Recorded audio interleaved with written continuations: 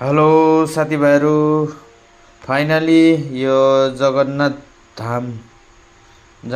धाम दिघा को यो प्याकेट जे छ प्रसाद भन्छ जगन्नाथ धाम उद्घाटन भएको दिघामा। त्यो प्रसाद चाहिँ हामी भएको आइपुगेछ रेसन डिलरको हातबाट। के छ साथीभाइहरू यहाँनिर खोलेर हामीहरू हेर्नेछौँ।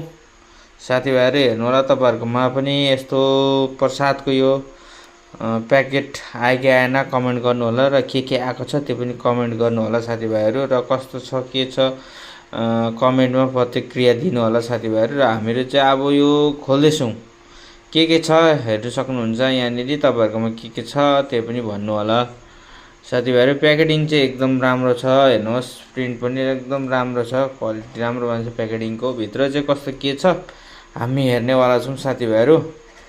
अब हेर्नु होला, भित्र हेर्नु पर्दाखेरि चाहिँ तपाईँको यहाँ के छ भने जगन्नाथ धामको मन्दिरको जुन फोटो छ, अनि शुभेच्छा सह ममता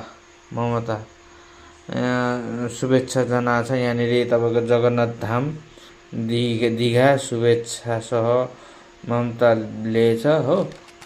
यहाँनिर छ, यहाँ चाहिँ के भन्छ पश्चिम बङ्ग सरकारको यहाँ लोगो जुन चाहिँ तपाईँहरूले हरेक उयसमा देख्नु सक्नुहुन्छ अहिले लोगो।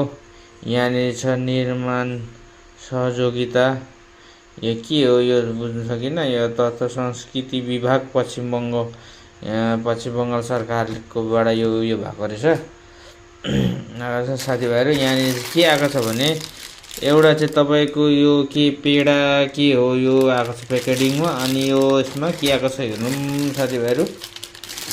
ओ जय जगन्नाथ धाम, जय जगन्नाथ बाबा की। यो चाहिँ साथीभाइहरू यो चाहिँ के हो बुझ्नु सकिनँ मैले। यो चाहिँ पेडा दुईवटा मात्रै आएको छ साथीभाइहरू। खोल चाहिँ भन्दाखेरि तपाईँको झन्डै आधा केजी अट्ने खोल छ साथीभाइहरू।